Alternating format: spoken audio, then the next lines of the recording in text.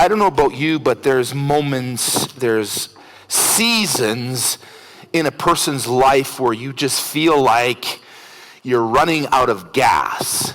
How many of you have ever ran your vehicle out of gas before? That's happened a few times. I know some of you have lifted your hands and some of you aren't admitting that you would have something like that happen to you, but we all know that in our lifetime of driving, one way or another, we've probably run out of gas. And you almost know it when you look at the gas gauge and you're well into wherever you're going and you go, uh-oh. And if you have passengers with you, they go, what's wrong, right? As soon as it's funny, you say a certain word and someone immediately has an image of, uh-oh. It's like, what's wrong? I think we're going to run out of gas. And the next thing that happens is, well, why didn't you fill up? Well, gee, I don't know why I didn't. That's why I'm asking the question. But that uh-oh moment where you know it's just moments away. It's happened to me with the car. It's happened to me with the motorbike. I've been on the side of the road. There's traffic going by and nobody cares. Nobody thinks, and you a million things. And thank goodness for cell phones that can phone the wife and say, can you go to the gas station, get me a jerry can? And then waiting on the side of the road as traffic keeps going by, it's like everybody knows the story. That guy didn't get gas, or whatever. Why I'm saying that is sometimes life's like that where you're going through stuff and you're facing things and there's things that aren't in your control and it just feels like you're reaching that point where you know you're running out of gas. And you're not sure how much farther you can go before something is going to happen. When we find ourselves in situations like that, most often, if we're honest, we feel like there is no options. The options are simply just whatever comes. I'm not a person that doesn't like to have no options. I always like to have options. If this doesn't work, I like another option. That's why I like going to the restaurant. You have tons of options. How boring would it be going to a restaurant and all they have is one thing on the menu? I know there's people that would look an hour at it anyway. I know that. It's just make up your. There's only one. We're born with options, it seems like. And when we don't have options, it seems like we don't like that. Let's just put it that way. We like options. What I want to do this morning, I titled my message this morning, Looking at All Your Options. I think if we're honest in this place, that all of us are tired of what we're going through. We're tired of hearing mask mandates. We're tired of hearing, the cases are going up. We're tired of all the statistics that we're getting and how they're saying things are working, they're not working. It's almost like for majority of the public, maybe there's some that don't, but we feel like we're out of options. Life does that even outside of things out of our control, but even in our own life, there's opportunities where we're working through options, and we feel like they're not there. And so what I want to do is I want to focus a few things on Philippians chapter 4. There's 3 or 4 verses that I want to bring out that at first when you read it, it's like, that makes it feel like I'm not options. But the neat thing about it is, Paul, who writes this to a church in Philippi, he doesn't stop there, but he says there's options. This is not the end all. There's options. And what I like about this passage of scripture is this is something that we can take and apply to our everyday life. That's what makes the Bible so amazing is we can take the principles and we can fit it into our life. And those principles work. It's amazing.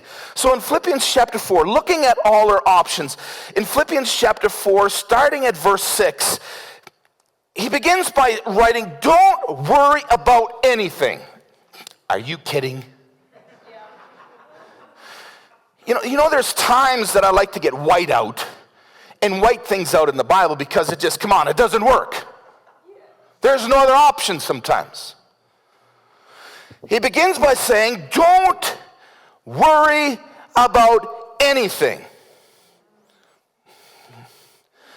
You're really squeezing me in a corner here. It's interesting. The Greek has some interesting terminologies that's used here. He says, don't worry about anything. Some translation says, don't be anxious. The Greek word is marimanata. Marimanata. It's almost like you're getting tied up in knots, right? Not tied up in knots.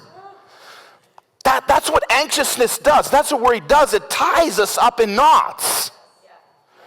It brings us to a place where we're uncomfortable. It gives us a place where we always seem to look at what the negative impacts of everything is, and we fail to recognize what is really working and what is going in our favor. Worry is one of those things. They're like a lens of a glasses. When we wear them, we only see one perspective.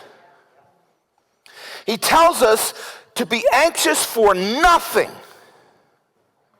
It's interesting, there's a word here that I found. Worry or anxiousness is meditating or focusing on the wrong things. It's a negative emotion causing you to get all tied up inside. It sets you in a winning-less direction.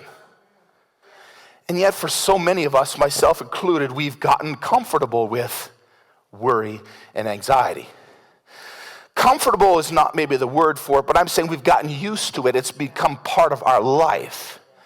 And what Paul is interjecting here in Philippians chapter 4 is says, don't worry about anything. He's interjecting a thought that's contradicting what the natural tendency is to do when things go in disarray, or we're dealing with stuff that causes turmoil and uncertainty in our life. And in the midst of that, he says, don't worry about anything. My question is this morning is then, what are the options? And I'm glad he continues on that. He says, let me just read it and then I'll go back to it, okay? Because can I say this? What I've learned, this is what I've learned about worry. And it's funny, there's things I've learned about worry, but yet I don't apply it to my life. But anyway, let me tell you just before we go on, worry, first of all, never helps. You ever notice that? It never helps, yet we find ourselves doing it over and over and over and over again. I've never heard one testimony where someone said, you know what? I worried myself sick to sleep, and I got up in the morning, and it all worked out. Never happens that way. Worry never helps. Second, it adds to the instability. It adds to it. And the third thing that I notice when I've dealt with in my own life, if it's not overcome or dealt with, it will always grow bigger. It's amazing, isn't it? One little thing becomes an earth-shattering earthquake. Because when it's not dealt with. So he says, don't worry. He says, don't worry for nothing. It's the expression used that it doesn't matter what we face or what we go through, worry isn't going to help. So he challenges them to don't do it. Okay, then what are the options? Verse 4, he says, verse 6, don't worry about anything. Instead, pray about everything. Then he says, tell God what you need and thank him for what he has already done. Then you will experience, in verse 7, then you will experience God's peace, which exceeds anything we can understand, because his peace will guard your hearts. The word guard is a military term in the Greek language, which signifies where there is military personnel making sure that nothing enters. So he's telling us that we don't need to worry. We should not worry, but there's alternatives. And we'll just talk about that real briefly. He says, because when you experience the peace that comes, it's going to guard our heart. Do you realize the heart is the softest part in a person's body, and many times? And it can be easily manipulated or molded into something. And here it says, God's peace will guard that. Let me go on here. His peace will guard your hearts and your minds as you live for Christ. Then in verse 8 it says, and now finally, one last thing. I thought you said a lot already, but here's more. Fix your thoughts on what is true, what is honorable, what is right, what is pure, what is lovely, what is admirable. Think about these things that are excellent and praiseworthy. So what are some of the options we have when it comes to anxiety or worry in our life? I'm pulling out 3 of them. And I want to talk about it just a little bit this morning because I want us to learn alternatives for patterns that just develop in our life. It's one thing for someone to say, stop that. But it's another thing to process through how to stop that. Doesn't that bug you when people say, well, just stop that? Well, you stop it too. It's what are the options? What are the options? Paul gives us 3 options. The first thing he says, don't worry about anything or be anxious for nothing, but, he says, pray about everything. Now, that's an interesting term. It's prosuke that's used, and it refers to the act of praying, the act of communication. It's really, in roundabout terms, it's involving God in your process.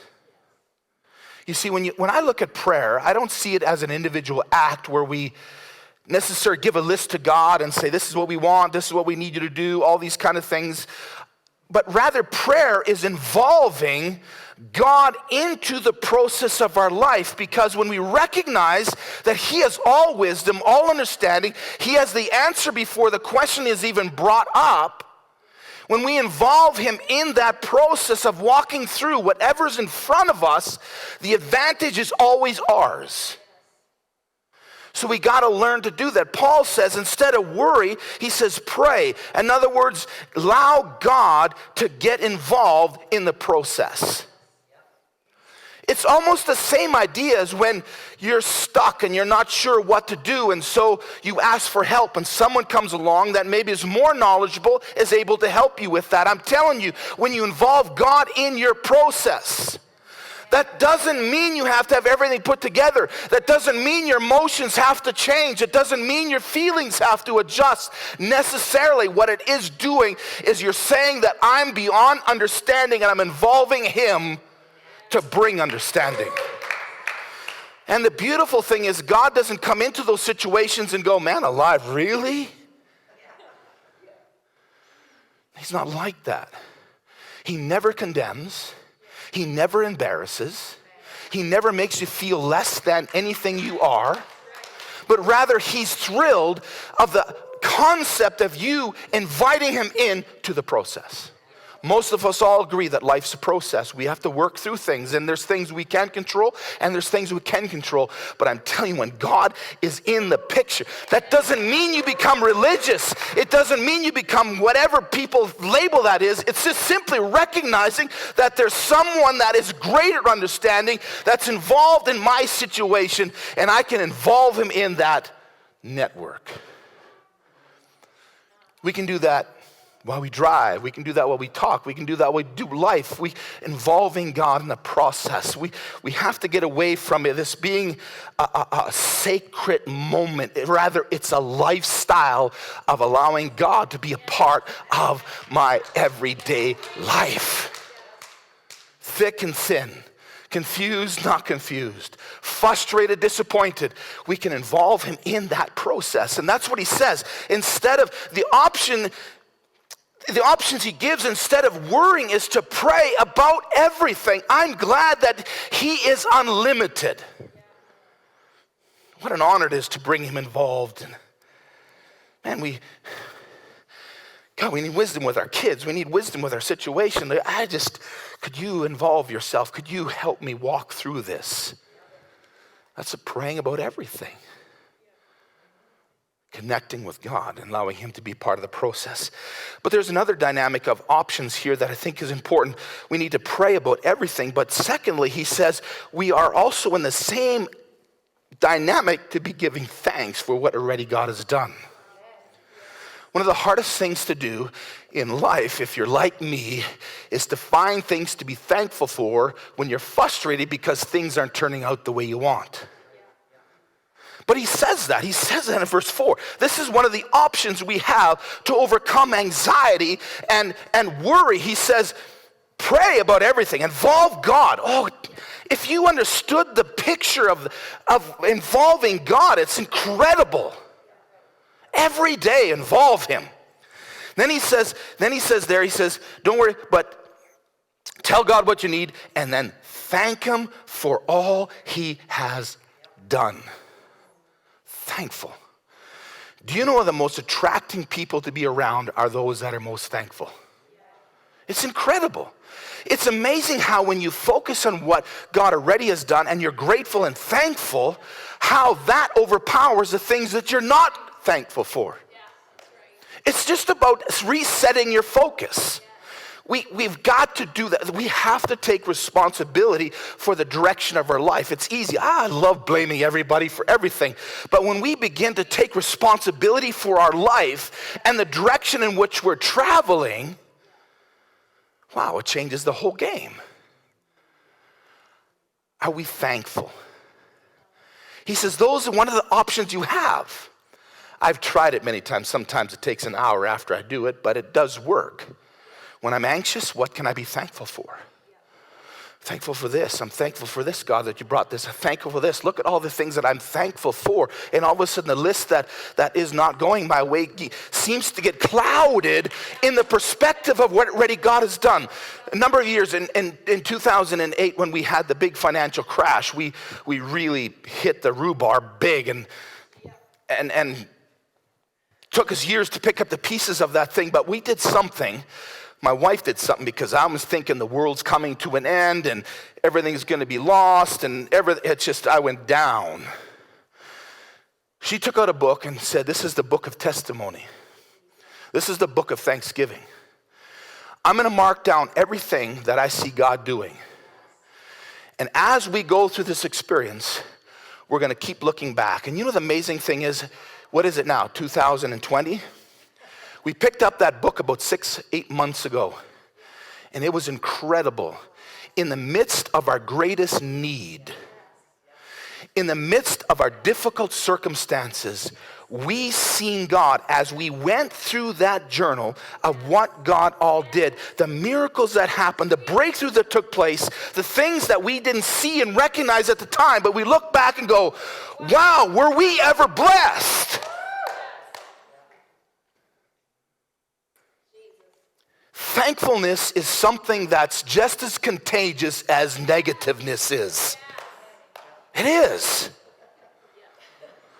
I know it's not fun sitting on the side of the road with your tire flat, not knowing how to get it off, and find things to be thankful for. I'm thankful it's not raining. I'm thankful this isn't pavement. I'm thankful that people are driving by and smiling. Like, what? I've sat on the side of the road because I had vehicle trouble and cars went by waving. I thought, you idiot! I hope you break down 2 miles down the road and I'm going to drive by and wave the same way. Right? What's happening to my life? Everything seems to go negative. It's just no matter what, I'm scared to get up in the morning. My shoes might not fit. But amazing thing is we can shift that perspective when we start gratitude. It's interesting, the word here for giving thanks is Eucharistios. In the midst of the word Eucharistios is the word charis, which means grace and favor. What happens is you're looking for grace and favor, and it's ironic that the word charis is in the middle of the Greek word. Eucharistios. Charis is in the middle because we've got to learn to find grace and favor right in the middle of where we are. Isn't that neat? Even though we don't see it, God loves us and he's not rejecting us and his favor is in the midst of it. We just have to learn to find it and highlight it. He says, don't worry about anything. Well, what's the options? Pray about everything. Involve God in the process of your life. Involve God in the context of what you're working through because, man, that changes the whole game. And then he says, not only that, but learn to see what God has done and be thankful. Find the favor in the midst. Eucharistios. Grace is right in the middle. Why is it so hard to find things in the middle? Do you know that in the middle of a tornado, right in the middle, they call it the eye, and it is calm and peaceful. In fact, I've never been in the middle of it, but if you do end up being in the middle, look up. Yes. The sun is shining. Yes. There's not a wind blowing, and all is calm. You step out of the eye, and it's chaos and disaster. How can something so chaotic have calm in the middle? He says, your options are to pray about everything, involve God in your process, and give thanks for what he's already done. And then there's a last thing. Last thing he says in verse 8, he says, and now, folks, and now, it's almost like, and now, to cap it all off. And that's what he kind of says here. He says, and now, or this one final thing. Don't you like that when teachers say, now this is the final thing, and you know it's not the final thing? There's going to be a whole lot more finals coming yet, and it's like, when is the final going to be the final? So he says, this one final thought I'm going to give you, he says this. This is the third option we have when we're in the middle of stuff that's going on around us. He says this, fix your thoughts. The word there is logizaesta. It means to determine, to purpose, to decide your direction. So he says, fix your thoughts on what is true, what is honorable, what is right, pure, lovely, admirable. Think about these things. He says that twice. Think about fix on these things. And then he says, that are excellent and worthy of praise. The question I want to ask this morning is this: how do we fix our thoughts in the midst of chaos? How do we do it? And it's as simple as this. We have to be careful. Listen to me. We have to be careful of what we feed on. Because what you feed on becomes your reality. Fix your thoughts. It's a determined decision that you've made. You're fixing it. You're not allowing it to run away rampant and receive everything theirs, but you're making a decision. He says the next option, if we want to deal with worry and anxiety, is we have to determine, we gotta be careful what we feed ourselves with. You can turn on the news and all you hear is negative. You listen to people, all you hear is negative. If you're feeding on negative, and the things that are out of your control and conspiracies and all these things, what you feed on the most becomes your reality. And so what I'm telling you, in the midst of chaos, when the tornado is turning, get in the eye. Start feeding yourself on things. And he gives us this advice. He says, feed. Instead of fix your thoughts, let me say, feed your mind on what is true. On what is true, and what is honorable, what is right, what is pure, what is lovely, what is admirable. He says again, think on these things. You know what? If you eat chips and pop and chocolate bars for a whole week straight, it's going to have an impact on you. It's not going to be the food's problem or the food's thought or the people that made the food or the manufacturers or any of the things. It's none of their fault but our own, because we are feeding ourselves with stuff that's not good for us. And as a result,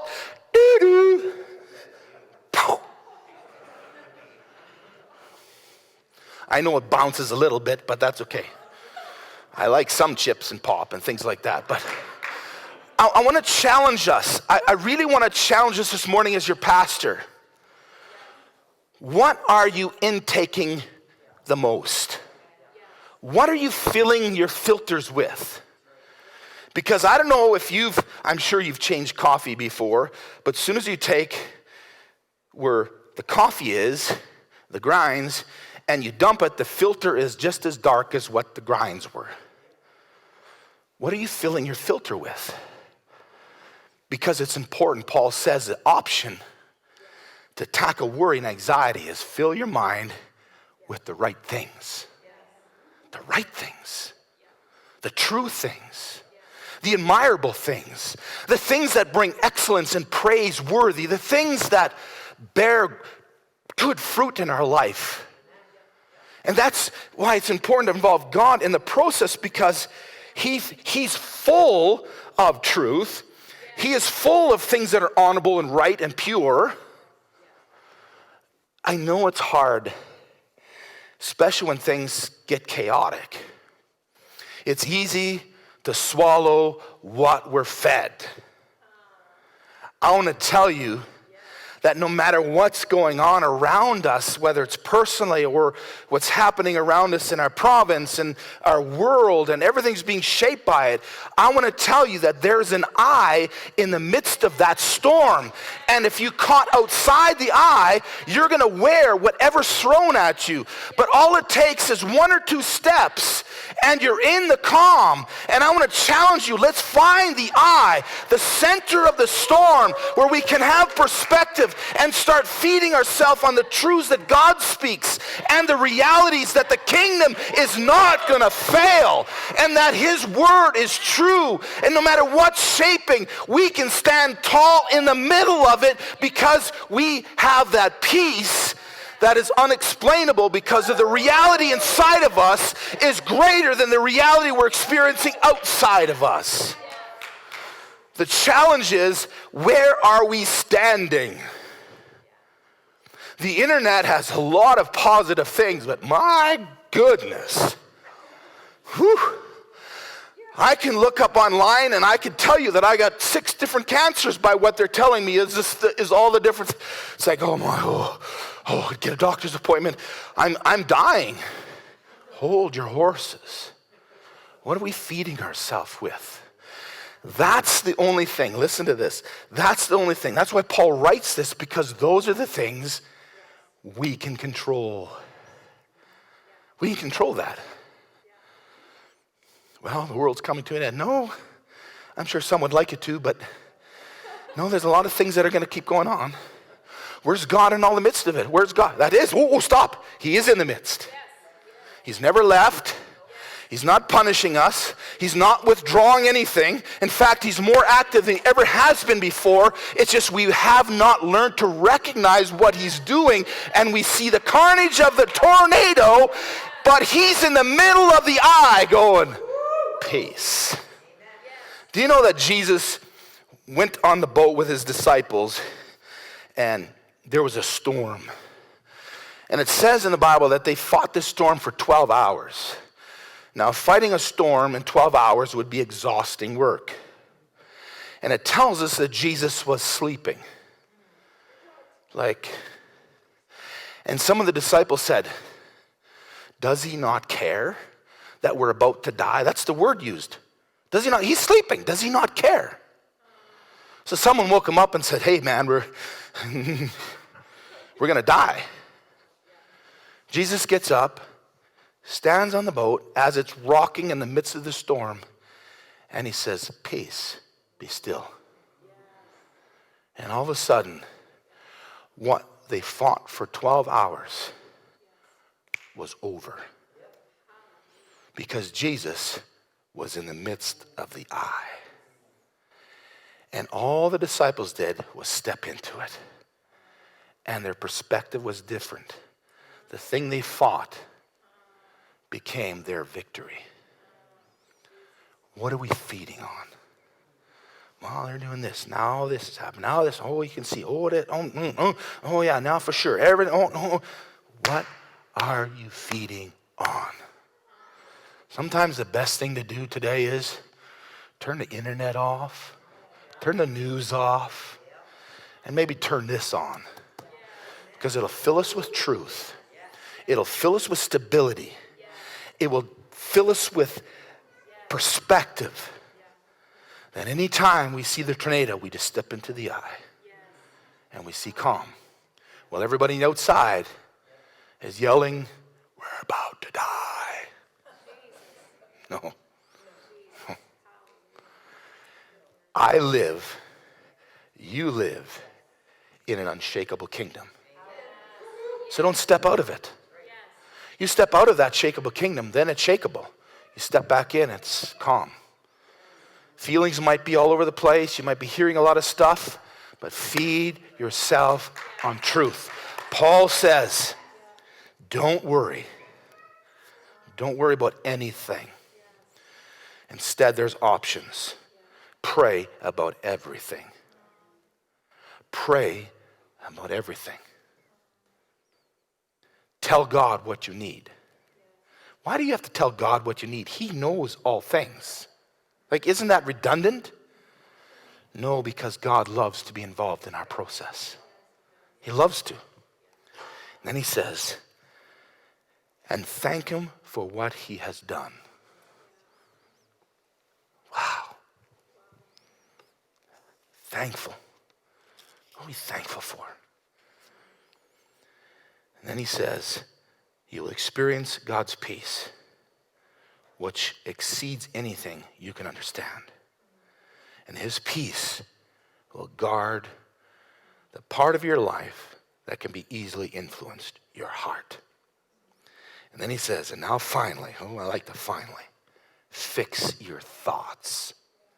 Determine purpose.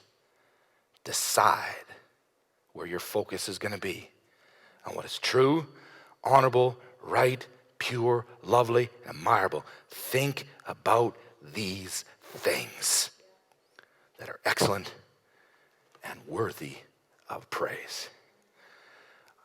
Don't you think those are pretty good options that we have? If we're looking for a quick fix, it's not going to work that way because it gets worked into our life. I encourage you to take the time to allow God's truth, his promises, his reality to work into your life. Sound good? Let's pray. Hey, thanks for watching, and make sure you subscribe to this channel so that you don't miss a single video or podcast, and share these videos with a friend. And don't forget, you can join us live every Sunday.